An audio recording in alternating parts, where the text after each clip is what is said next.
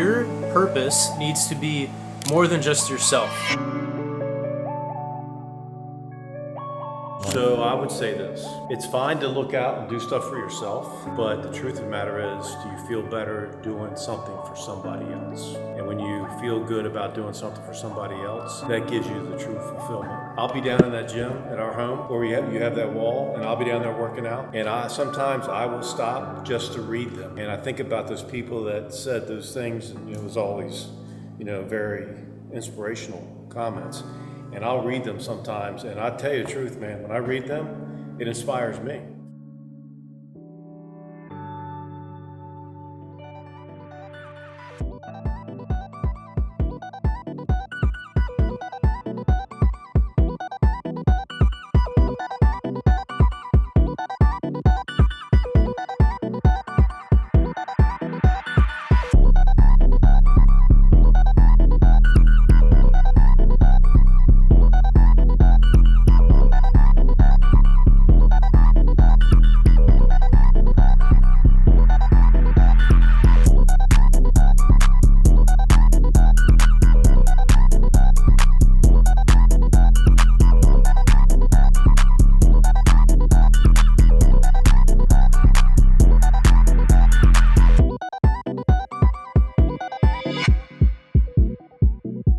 The first tip when it comes to finding your purpose is figuring out what you enjoy doing, what you like doing, because when you do that thing, it's not really work, and it's something that you are striving forward to. So for me, the gym has been my place where I was able to find a lot of purpose in, because first off, I'm able to better myself, my own physique. It is an act of discipline, which is really kind of cool to see your progress get better in a gym. That gives you purpose because you want to keep seeing it get better. So when you see the work you're putting in and then excess of that, when you see your physique getting better and better, it's motivating. It gives you purpose to keep going forward to get more of that. Also, there's an act of helping others in the process. So for me, doing content creation on top of that, where I kind of show my physique, my workouts, my journey to you guys, and in a way helping motivate you guys, which gives me even more purpose. So not only am I getting purpose by being in the gym myself because I enjoy doing it, it's that I know I'm impacting others in a positive way. So it's not just all about myself, which also gives me a whole drive of purpose.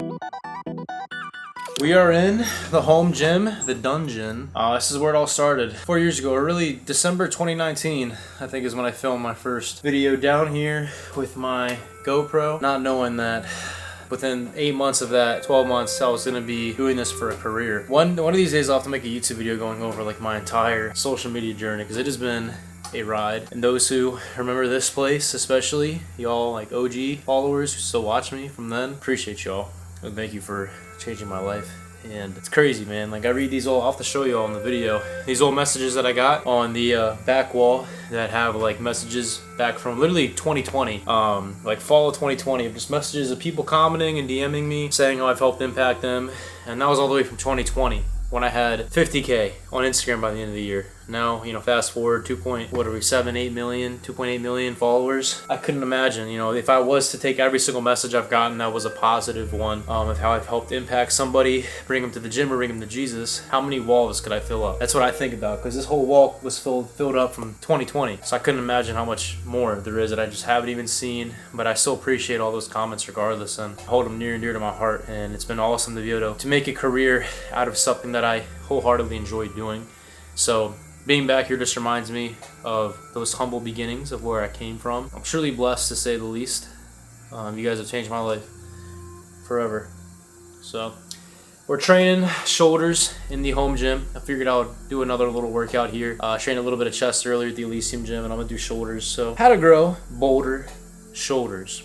Starting off with seated lateral raise. This is off of minimal workout equipment. This is how I grew a lot of my physique, was literally off of like pretty minimal workout equipment. Yeah, I went to like a Lifetime and Fitness 19 for a minute, but a lot of the workouts, probably honestly half of them, building my physique, was done here in the gym.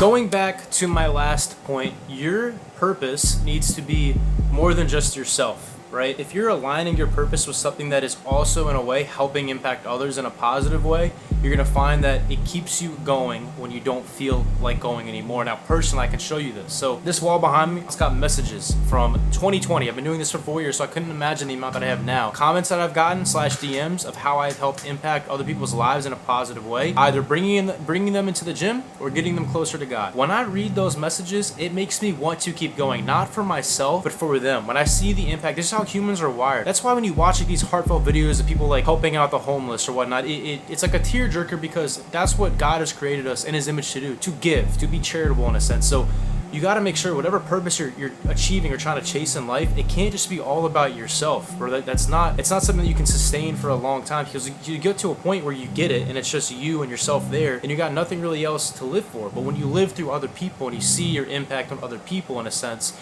and who you're helping, it makes you want to keep going when you literally don't feel like going yourself. I wake up some mornings and I don't feel like recording content. I don't feel like doing a Bible study, whatever. I read these messages and it's like, I'm doing this not just for myself, but I'm doing this for the person behind the screen.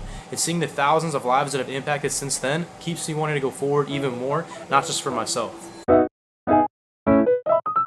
You've heard me and take from my dad on the whole concept of finding purpose. Now, what would I tell my younger self, not knowing I got in the fitness world, social media, not knowing any of those things? If I was to go back to my 17, 16-year-old self and I was to say, tell him how to find purpose, I would first say, do not be afraid to take risks and do not take the easy route. Don't take the guaranteed route. You're young, you can afford to make mistakes. What I hate about the school system so much, I'm a college dropout myself. Unless you're in the STEM or medical field, you need it. But if you're not, you don't need it. But that's a whole other thing. Is that they make you afraid to fail, because once you fail, there's no making it back. Once you get that E or that D, there's no making the mistake back. Once you fail, it's you failed. So because of that fear, because all the weight on that, they make you have to study all these different hours, memorizing things on how you can not fail so that you can try not. It's all like a memory thing. It's like, if I can try and think of all the different ways that I could fail and make sure that I don't, that's what they tell you how to do. And then once you actually still do mess up, there's no making that mistake back. In the real world, you can make mistakes and you can fail and make them back. In fact, it's the biggest teacher ever. Failing is the best thing that's ever happened to me in various aspects of my life, because I took a risk. I had an opportunity. I took a risk. I failed. Okay, I know that next time I go to do that, I don't do it this way. Now I try it this way. I failed. Okay, I don't do it either of those ways. Let me try it this way. I succeeded. Now I'm better than what I was before. The worst decision in life is indecision, because you're gonna be here the entire time, right? At least if you take action, whether or not you fail, you still are gonna be higher than where you started, because at least you know how to not fail another way, right? So you try the next option, you failed again. You're still more knowledgeable of where you started off having indecision, because at least you're trying different things. That's how you, the world, you need to take action. If you just sit trying to memorize all the things you can do to not fail, you're going to be a loser in life, bro. You're not gonna go anywhere. You can't, it's just not how it works. You have to fail. The biggest teacher in life is failure. You have to fail. And you can afford to take these risks and fail at a young age, because you'll have the rest of your life. It's different once you wait till you're 40, 50 and you're trying a new avenue. It's gonna be a lot harder.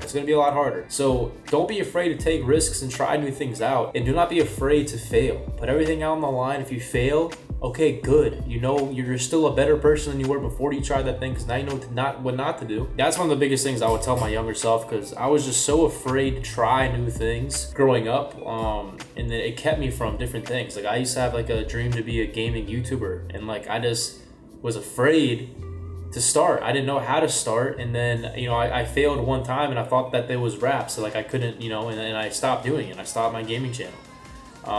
If I went back, I would have said, this is all part of the process, where you have to fail a few times. It happens to everybody.